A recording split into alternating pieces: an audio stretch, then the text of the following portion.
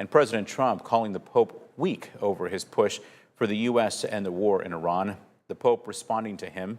ABC's Rena Roy reports. On board a plane to Algeria today, Pope Leo, the first American pope, responding to comments from President Trump, who called him weak. I have no fear of neither the Trump administration nor speaking out loudly about the message of the gospel. And that's what I believe I am called to do, what the church is called to do. President Trump making the comments on Truth Social, saying, "I don't want a pope who thinks it's okay for Iran to have a nuclear weapon, and I don't want a pope who criticizes the president of the United States."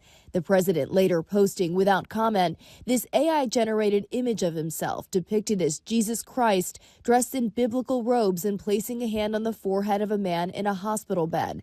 In recent weeks, the Pope has criticized the war in Iran and called for peace in the Middle East.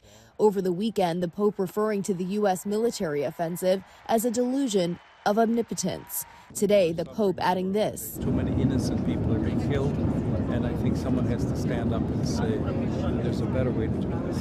I do not look at my role as being political or politician. I don't want to get into a debate with him. Algeria is the Pope's first stop on this trip to 4 countries in Africa, saying the future belongs to men and women of peace. A peace that is not merely an absence of conflict, but one that is an expression of justice and dignity.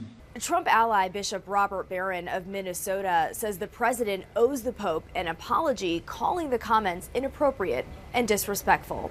Rena Roy, ABC News, New York.